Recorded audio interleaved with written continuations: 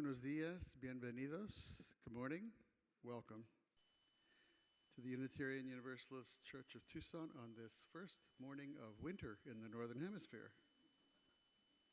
Not that you could tell by living in Tucson. My name is Bob Gordon and I'm the worship associate this morning. First of all, some housekeeping. Please be sure your cell phone is turned off or at least on mute. There are 2 gender-specific restrooms in the lobby of this building, and behind the AV equipment here, there's 1 gender-neutral bathroom, which is also wheelchair accessible. In our social hall, Goddard, across the patio, there are 2 more gender-neutral restrooms, one of which is wheelchair accessible. And finally, we offer a more casual setting for worship in Goddard. Since COVID vaccines first became available, the members of this church community have been fully committed to being vaccinated and boosted as much as possible, and we encourage you to continue that commitment. Also, if you're not feeling well, please join us online.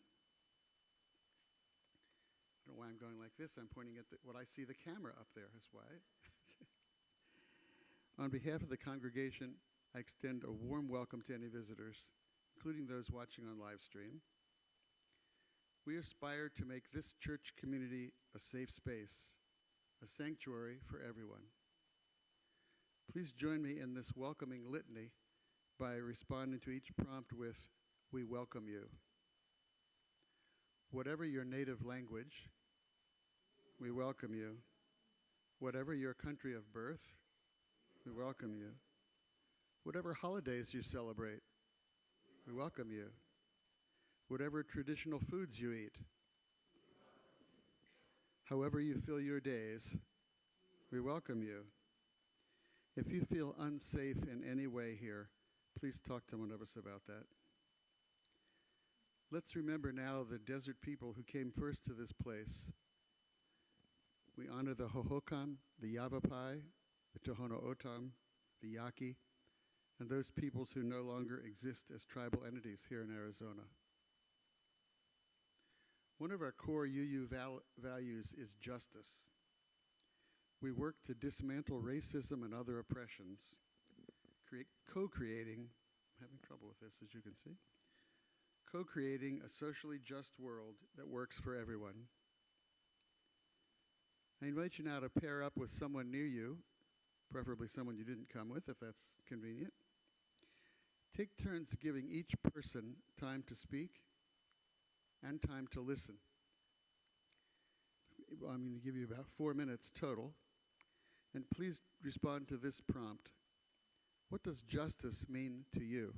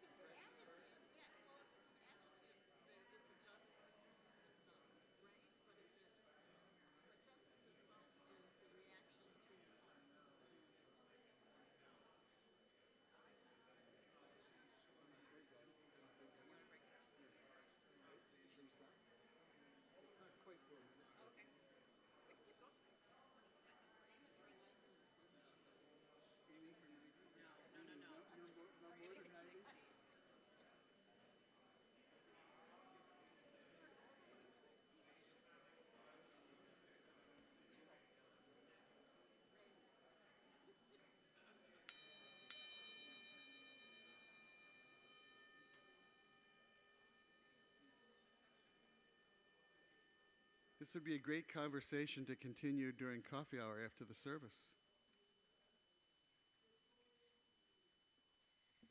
Good morning. If we haven't had the pleasure of meeting, my name is Reverend Bethany Russell Lowe, and I have the great honor of serving this community.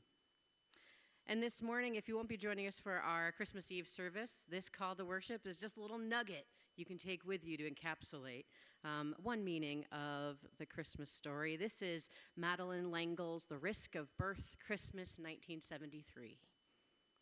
This is no time for a child to be born, with the earth betrayed by war and hate, and a comet slashing the sky to warn that time runs out and the sun burns late.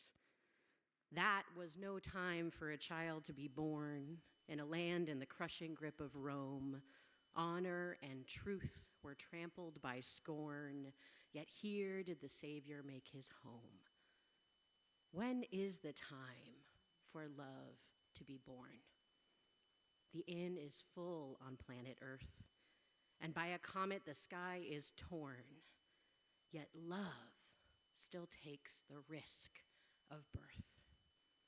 Come, let us worship together.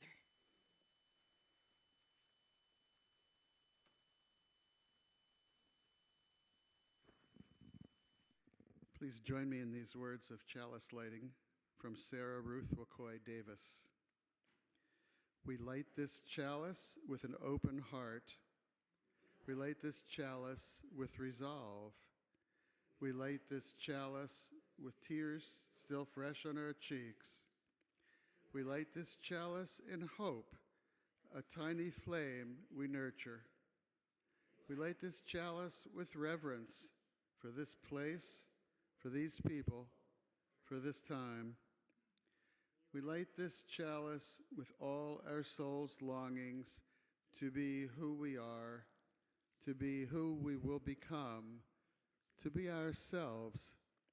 We light this chalice in self-love, in giving love, in holy love. If you're joining us from home and have a chalice or candle nearby, please light it now as we have light our chalice here in Holland Sanctuary. And now if you will respond in song, we're going to sing hymn 234 from the Gray Hymnal to the tune 132, but fear not, for lo, on the screen to my left will be the words of 234, and the music will be played by Danielle. So please rise as you are able and sing.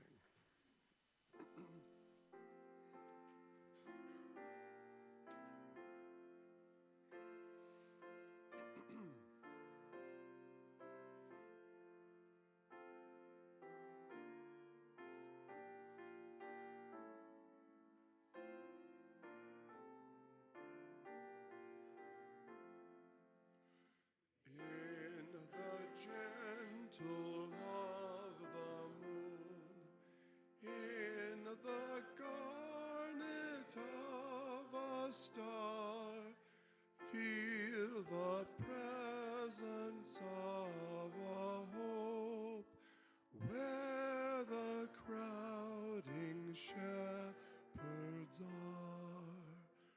Soon the apple tree will bud, and the crimson fruit will fall, but within the stable shed, there's no thought of that at all.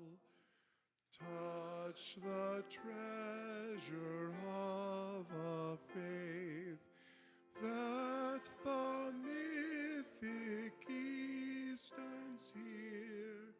See the measure of a love come condensed down the air.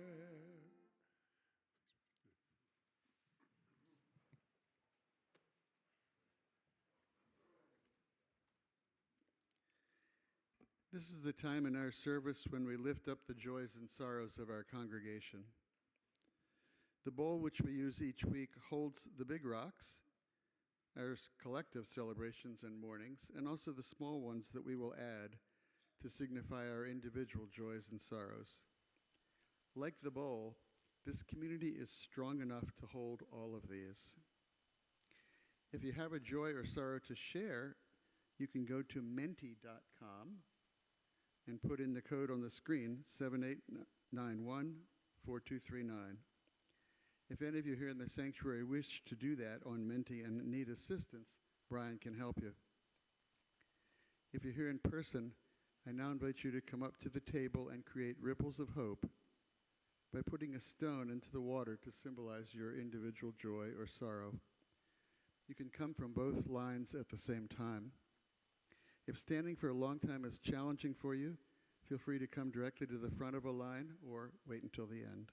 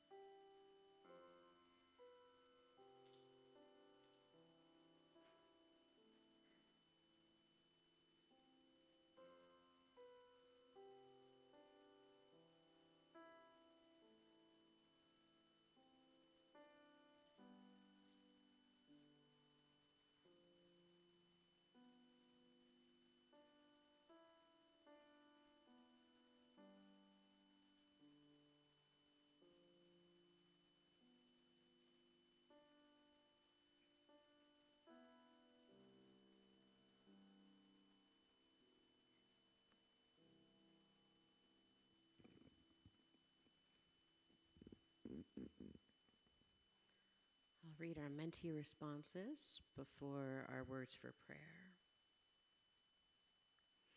Our AV team is always busy doing a great job for us. Here we are. What a lovely memorial service for Kate Schleinkoffer yesterday. You have been and will be greatly missed, dear one. Yes.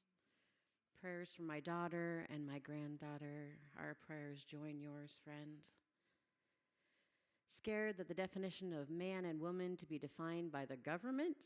Hey, guess what? You can't define me by a law. I am who I am. I was born this way, and transgender people will always exist. Amen. Grateful for family and the kind faces I see here today. Blessings to my cousin Mary. Glad you're going to be okay. Positive vibes and blessing be to all in these hard times. Thankful for some recent safe travels, worrying about an upcoming medical procedure. Our prayers surround you, friend. So grateful for our community, for our leaders, for all the volunteers as we move into an uncertain future. With you all and the strength of my church family, I can maintain my loving heart.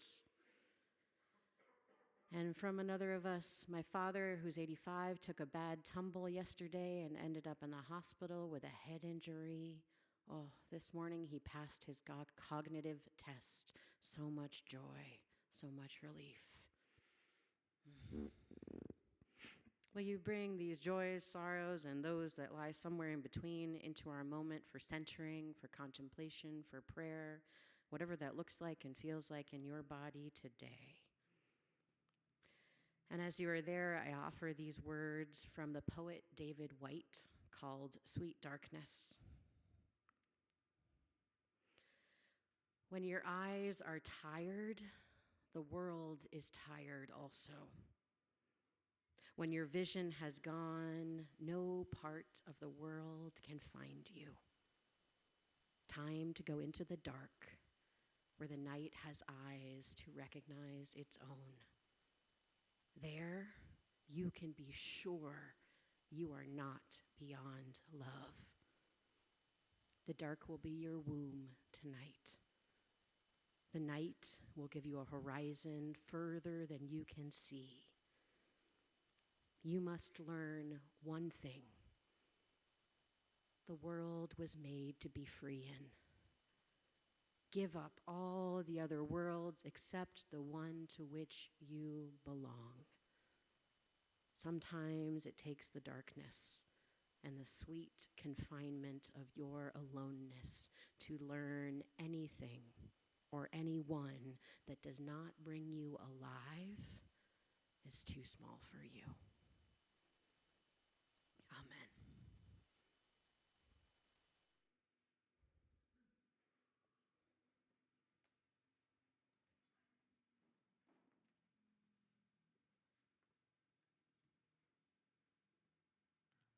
Will you please respond in song, Voice Still and Small?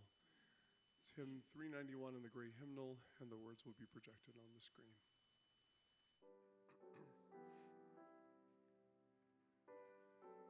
As you choose.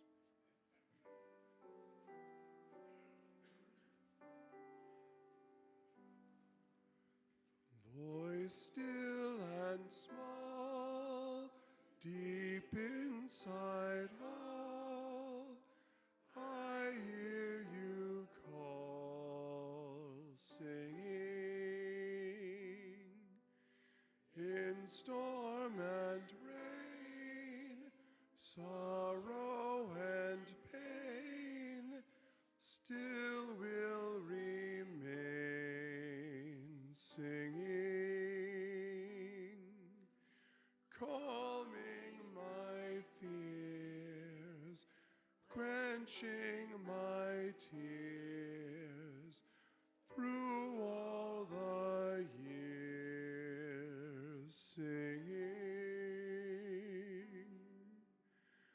A voice still and small, deep inside all, I hear you call, singing. In storm and rain, sorrow and pain, still will remain, singing.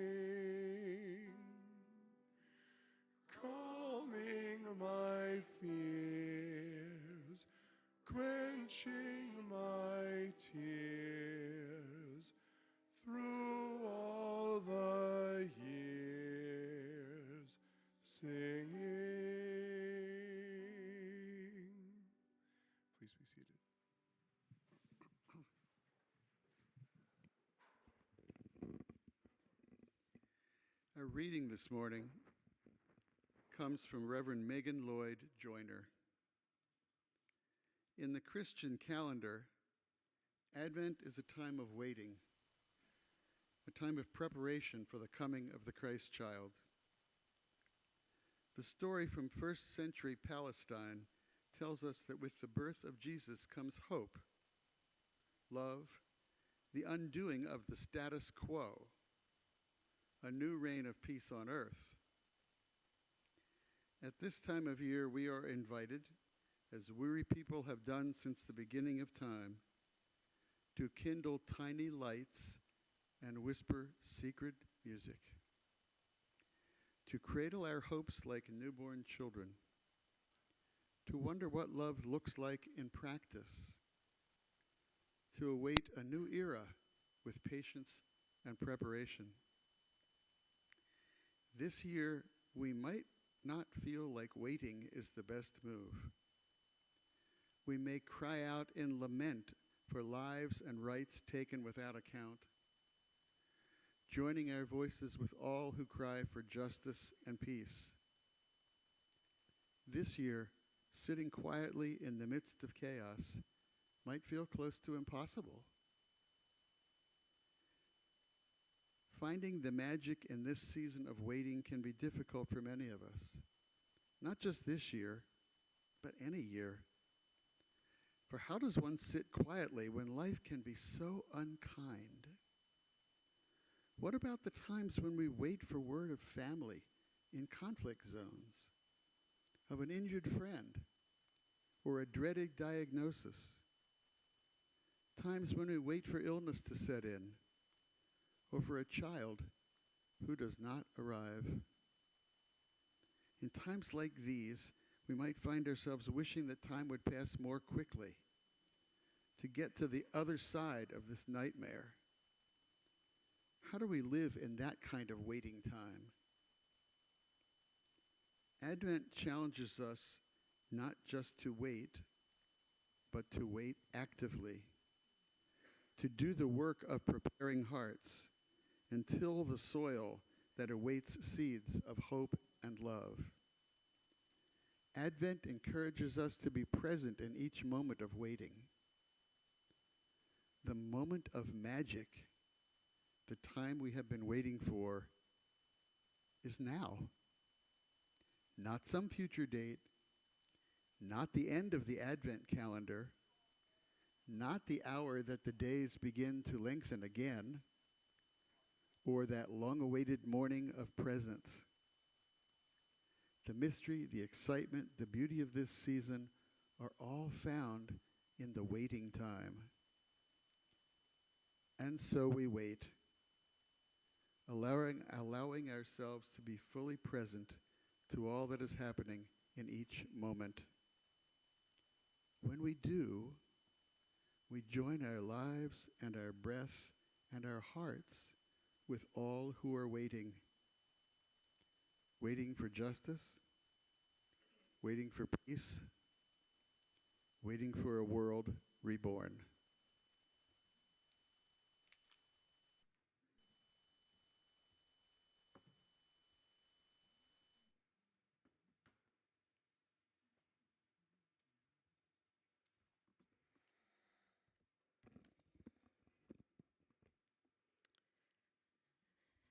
In this season of Advent, as Reverend Megan Lloyd Joyner describes it, Christian Palestinian activist and cook Kelly Nikandeha is inviting us to preserve lemons. Nikandeha is a Palestinian community organizer and also a scholar. So there are many things she could be inviting Christians to do this Advent season. But what she's inviting them to do, and maybe for us to do, is to go into the kitchen, roll up our sleeves, and to do some fermentation. Advent is a season in the Christian liturgical calendar, which begins 4 Sundays before Christmas and ends on Christmas Day. It's a season of waiting, of cultivating patience, of awaiting the coming peace, love, hope, and joy. Kelly Nikandeha is inviting us to preserve lemons. They take about 4 weeks to ferment, about the length of the Advent season, and they only require a few simple ingredients: lemons, sugar, salts, and whatever flavors you might want to add. The first week of preserving lemons, you add all the ingredients together in a jar. And the next, you watch that week as the lemons start collapsing. You add some more juice. Nikondeha says the collapse is the beginning of something beautiful, something transformational. And Advent, we call it hope. And then for 2 whole weeks, you just wait and let the fermentation happen. She says, sometimes you have to wait for good things. We can't rush hope, and hope is always worth the wait. And then after the salt and sugar and lemons and all the collapse and all the waiting, the lemons are finally preserved and ready. Sweetness comes after the fermentation, just as hope comes after the grieving and the warring. To Nikondeha, the preserving of lemons is a really good and delicious metaphor. She says this about it. When we take things that are hard and rigid and full of suffering in our own lives and we mix them with the salt of lament, the tears of our own grief, something changes. Something begins to happen. The words for ferment obviously have meaning in the kitchen. It's a chemical reaction that transforms lemons and other things, but it also has a secondary meaning that has to do with agitating and stirring up an intense activity, a social meaning, which really connects with what was happening in Judea during the first Advent and what is happening in our world and in Palestine today. Fermenting in the culinary and in the social sense is apropos for our Advent practice this year. I really resonate with this metaphor Nikondeha uses, suggesting that Advent is the season when we can look at our own rigidness, our own tough skin, that barrier we've built around ourselves so that pain and suffering do not come to us. That we just use this season to let ourselves collapse, let our rigidness go, let us grieve and feel and ferment. Since October 2023, at least 45,000 people have died in Gaza. And over 106,000 have been seriously wounded, and these are conservative estimates. Even as we are in this moment, quote unquote, closer to a ceasefire deal than ever, we need to face the reality of the suffering we have witnessed and known of. Since long before the Hamas attack, Gaza has been an open-air jail. Millions have been trapped. Unable to flee for their safety, they have been only able to try to avoid the devastation. Genocide has been and is happening. And we have been watching and knowing. It is not anti-Semitic to say genocide here. It is not inherently anti-Semitic to critique the actions of the state of Israel, just as it is not Islamophobic to critique the actions of Hamas. It runs counter to the idea of liberation for all people when we justify any murder, any killing, any jailing, any genocide. I say these things to invite you to grieve with me, to let the salt of despair wear down the hard skin you have built around yourself, to invite you to soften, maybe even collapse a little bit, let your stiff joints fall. And Gaza, as we know, is not the only place that suffering is happening. Gaza is just representative of the rampant oppression and suffering in our world. Israel and Gaza is a microcosm of wars in Ukraine, Sudan, Yemen, Burma, and beyond, and also of the political instability in Haiti, Colombia, Venezuela, Iraq, and here. And Gaza, too, is reflected in the oppression and dehumanization along our U.S.-Mexico border, and also the prison industrial complex in our country. Gaza is reflected anywhere colonial rule persists through official law or cultural supremacy. More grief, more salt, soften, collapse, ferment. And remember here in the depths of this moment, as you might hear the wailing and crying and might feel that in your own body, because we all feel it. Remember here in this moment, the journey towards preserved lemons is a journey towards sweetness somehow, not saltiness, just as the journey of faith is one towards hope, not grief. And yet the saltiness, the hardness, the grief make the sweetness, the hope, all the more difficult to imagine. And still, Advent demands that we take that hard journey towards hope, towards love, towards peace. Each year we must take that journey that Advent frames as waiting. But that adverb, as we culturally understand it, is misleading to the theological underpinnings of Advent. Reverend Megan Lloyd Joyner described Advent better in her reading. She said, Advent challenges us not just to wait, but to wait actively, to do the work of preparing hearts and till the soil that awaits seeds of hope and love.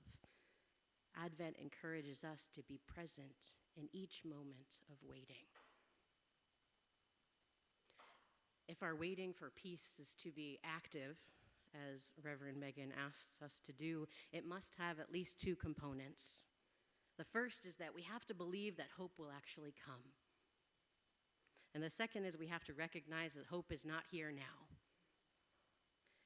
So if your work this Advent season, this season of active waiting, is to become convinced that hope will come, here's what you can do. You can invest heavily in your spiritual practice. You can pray, walk, read, yoga, cook, run, do whatever it is that your body requires you to do to be at your best. And then dive into the sacred text of your choosing. The Bible, the Torah, the Quran, indigenous stories, the sutras, Tao Te Ching, poetry, anti-colonial history, anything but the news. Please do not let the news be your sacred text. It's not. If you need a reminder that people are good, even and especially in the midst of crisis, I cannot recommend to you enough one book by Rebecca Solnit called A Paradise Built in Hell. A Paradise Built in Hell. It's real good. The depth of your spiritual practice, that grounding, combined with the reminder that love and hope always win, will help build up your conviction that hope will come. So there's that. So if your work this Advent season, this season of active waiting, is to be activated by the reality that hope is not here now, if in your heart of hearts you're kind of struggling to really see and encounter the realness of grief and suffering in our midst, here's what you can do. Try hard to stay connected to reality. And I'm not saying here to watch the news until you can't stomach it any longer. I'm not saying reading until you can recall every detail of every event unfolding globally. I'm saying don't look away. Don't look away from genocide, from war, from climate change, from the rise of authoritarianism. Take breaks, but don't look away. Take in enough that you can also stay connected to the realities of our desert, to local issues, to our community, however you define that. And also, feel. faced with the realities of the world, global and local, feel it. Reverend Dr. Rebecca Parker once wrote that evil's accomplice is anesthetization. Anesthetization means not feeling. So evil's accomplice, we become accomplices of evil or could be accomplices of evil when we stop feeling. Remember, and Reverend Megan Lloyd Joyner's words, when we wait, we allow ourselves to be fully present to all that is happening in each moment. When we do, we join our lives, our breaths, our hearts with all who are waiting, waiting for justice, waiting for peace, waiting for a world reborn. When you stay connected and when you feel, when you join your hearts with all who are waiting for justice and peace in a new world, I am convinced, because I know your hearts, that you will be led to act, to address the realities you see, to alleviate the suffering you can alleviate. This might mean going to local places you don't usually go, or meeting people you don't usually meet. I trust you know somewhere you could alleviate suffering in Tucson, Arizona. And if you don't, you could ask your neighbor at social hour and see where they might lead you. Stay connected, feel, and act. Hope is not everywhere yet, but hope will come. Preserved lemons do not start out as soft and sweet, but they will be with little salt and a little sugar and a little time. And we can be like those lemons, softening, sweetening. The season of Advent teaches us to wait, but not to be static in our waiting. We must wait, but ferment like those lemons. When it feels like there's nothing we can do to fix something in the world, there are things we can do to soften, to change our hearts and minds, to act here. You can become convinced that hope will come. Pray to find hope and read to find hope, invest in community to find hope. However you find hope, let yourself become convinced it will come, and indeed it is already here. And you can stay connected. You can keep feeling. If you encounter the pains of the world and you feel them, I know your hearts, and your hearts will not stay waiting. You will be led to counteract that suffering of the world. You will be led to the places and spaces where you can alleviate the suffering of real people, and this will matter. Beloveds, I know that many of you, like me, are simultaneously waiting for the other shoe to drop and also waiting for another world to be born. And as we wait with that duality, or false duality, I invite us to take a journey out from under the weight of despair and anxiety and find the places where that other world is being born here now. To listen deeply, to feel the pain and the hope of all of it. You will be led out of this time of waiting. You will be led into action that is helping us build towards more hope. This holiday season, the days that await, may peace prevail here on earth. May our hearts soften, and may we start with our own. May injustice collapse under the pressure of love. May we journey towards hope, peace, and justice each and every day. Hope is not here yet, but hope will come. Hope will come. Hope will come. May we make it so.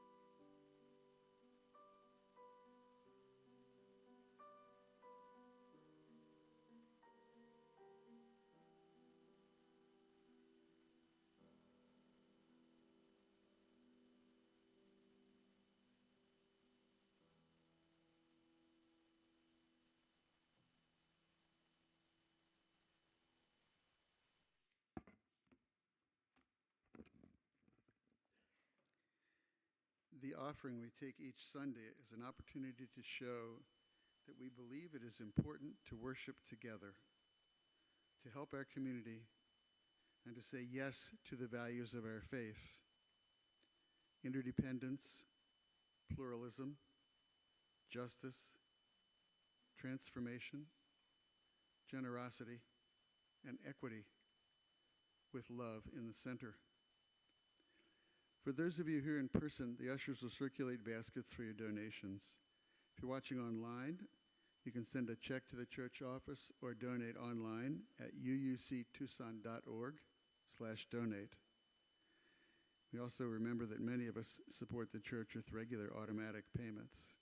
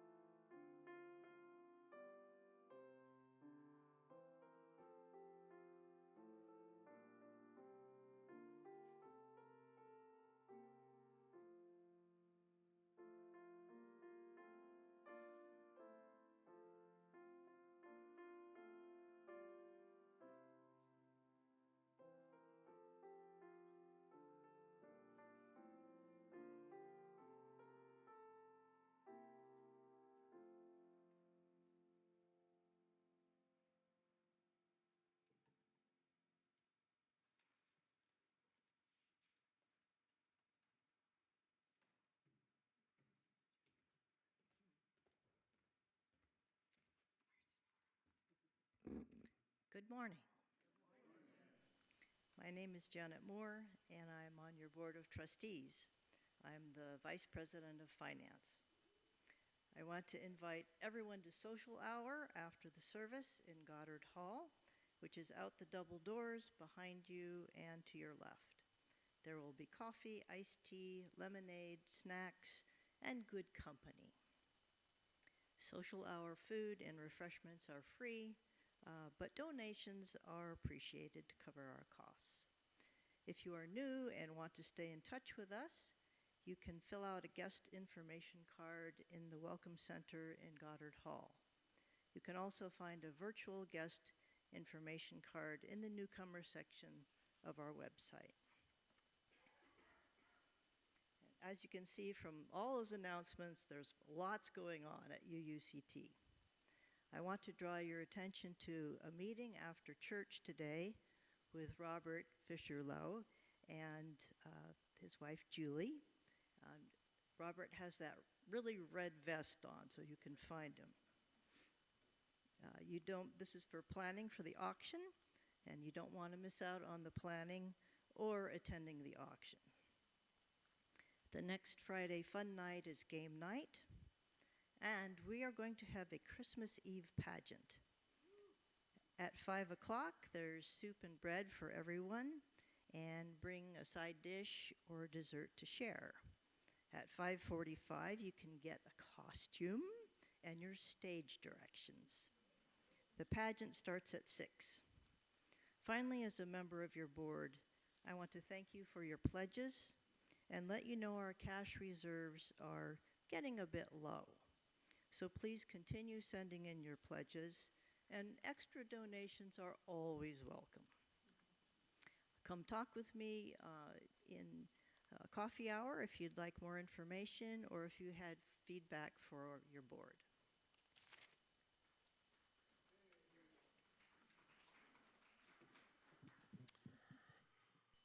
Please join in singing the gratitude song. The words will be on the screen. We are grateful for community, for gifts we share, and how we show our love and care. With thinking minds and helping hands, we'll build a place where love and hope expand. And the littlest among us are running late, but I think we're going to start the story without them, and we will welcome them when they get here.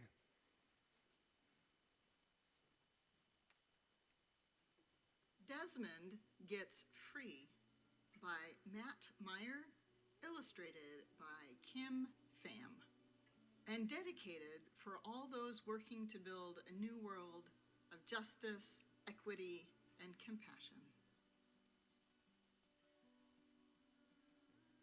Desmond the mouse lived in the most beautiful meadow in all the land. Every morning, Desmond woke with the sunrise and would spend the day playing in the meadow. And every evening, Desmond would go to sleep in the middle of that meadow under the beautiful starry sky. One night, Desmond awoke when it was still dark out. He tried to roll over to a more comfortable spot, but something wasn't right. Desmond realized that his tail was stuck right to the ground and beginning to throb with pain. He felt behind him, and there was a huge boulder that seemed to have fallen in the middle of the meadow just on his tail. Desmond pushed on the boulder and tugged on his tail. He pushed on the boulder and tugged on his tail, and he pushed and tugged and pushed and tugged, but it was no use. When he was about out of breath, and he had just about given up, he saw a giraffe nearby in the grass. Good news, he thought. "Oh, giraffe," Desmond cried, "could you please push the boulder a few inches in the other direction so that I could go free?" The giraffe looked at Desmond and laughed the way giraffes do. "Silly mouse," said the giraffe, "that is no boulder. That's an elephant that's fallen asleep in the middle of the meadow just on your tail." "Well," says Desmond, "if you could just wake the elephant and ask him to roll over a few inches in the other direction, I could go free." "Well," replied the giraffe, "you know what they say about letting sleeping elephants lie.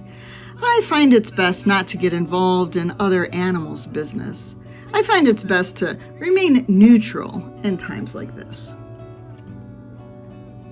Desmond quietly replied, "Well, I do not appreciate your neutrality."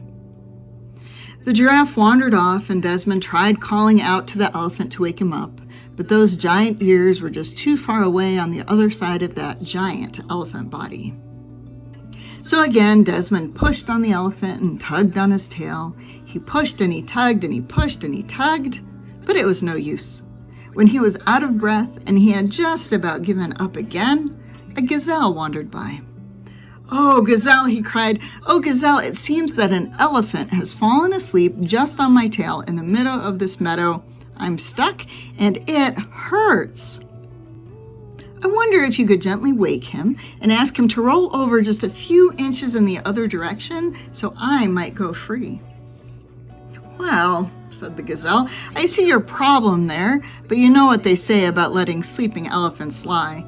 I find it's best not to get involved in other animals' business. I find it's best to remain neutral in times like these." Desmond replied almost to himself this time, "I do not appreciate your neutrality." Desmond tried again to call out to the elephant. He tried again to push the giant animal away. He tried again to tug his little tail free, but it was no use.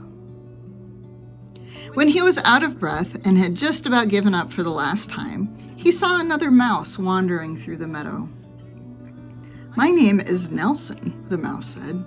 Nelson, this giant elephant has fallen asleep on my tail in the middle of the meadow. I wonder if you might run over and call out into his giant ears and ask him to roll over just a few inches in the other direction so I could go free, Desmond asked. Of course, said Nelson. Nelson ran all the way to the other end of that giant elephant body and called up to those giant elephant ears at the top of that giant elephant head. But the elephant didn't budge. The elephant heard Nelson's small voice far away, but he felt too comfortable to move. Nelson ran back to Desmond a little out of breath and said, I have an idea. Don't move. He ran off. I won't, muttered Desmond. A little while later, though, Nelson emerged through the tall grass, and he wasn't alone. Nelson had found 3 other mouse friends to help him, and each one of them had also brought another 3 friends. The whole group of them ran over to the giant head of the giant elephant. The mouse scrambled onto the shoulders of another, and another mouse scrambled up on her shoulders. And then one after another, they climbed up until the whole group of them had formed a long mouse ladder right up the side of the elephant. Excuse me, he called out right into that ear. It seems you've fallen asleep on my friend's tail in the middle of this meadow. I wonder if you could just roll over a few inches in the other direction so he might go free. The giant elephant made a low, giant groan. Grumph. I'm comfortable just where I am. Go away. So Nelson asked more of his mouse friends to climb up. One by one, they helped each other up the side of the elephant. One by one, they called out into that great elephant ear on top of the giant elephant head. Again, the giant elephant made a giant low groan. Grumph. I'm comfortable just where I am. Go away. Then Nelson had an idea. He whispered to the mice, and then all at once they yelled out together, Excuse us! It seems you've fallen asleep on our friend's tail in the middle of this meadow. Roll over a few inches in the other direction so he can go free. This time, all those voices together right next to the elephant's ear were too loud to ignore. I was comfortable where I was, but I'll move over if you just agree to stop making such a racket, the elephant cried out. Then the elephant rolled over just a few inches in the other direction. Nelson and the 9 other mice helped each other climb back down, and Desmond was finally free. Desmond and Nelson and all their mouse friends spent the rest of the beautiful day playing in the middle of that beautiful meadow. This book is inspired by the life of Archbishop Desmond Tutu, who famously wrote, If you are neutral in situations of injustice, you have chosen the side of the oppressor. If an elephant has his foot on the tail of a mouse and you say you are neutral, the mouse will not appreciate your neutrality. With this story, I invite us into curiosity and wonder. When have you been Desmond with an elephant on your tail? When have you been Nelson running around frantically trying to help a friend? When have you been the nameless other mice who come to the rescue of Desmond to help and support Nelson? And when have you been the elephant?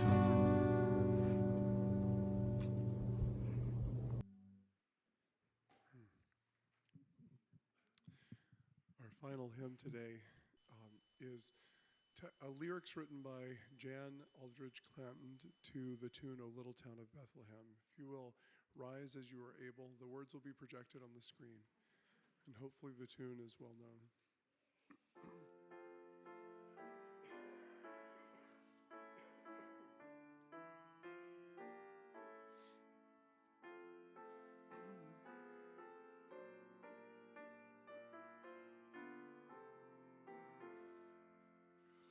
O holy darkness-loving womb, who nurtures and creates sustains us through the longest night with dreams of hope and gains. We move inside to mystery that in our center dwells, where streams of richest beauty flow.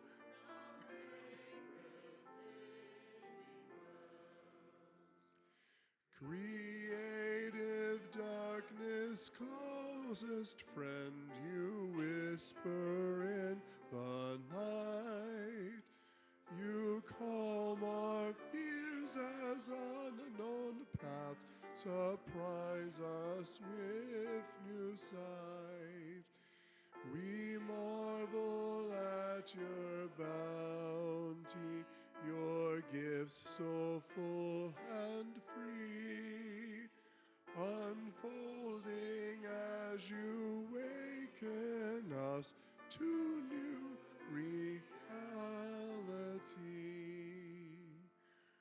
Oh, come to us, Sophia, your image black and fair stirs us to end injustice and repair the treasures of your darkness and riches of your grace. Inspire us to fulfill our call, our sacredness embrace.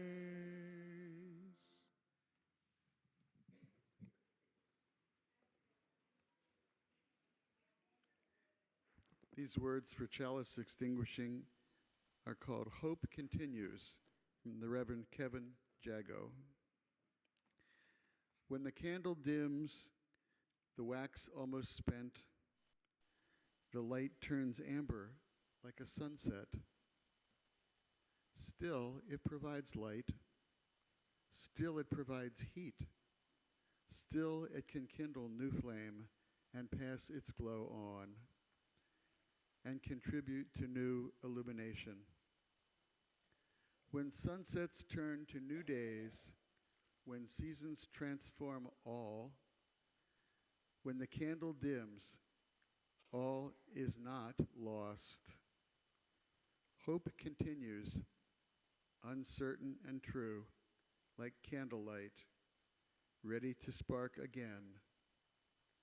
All is not lost.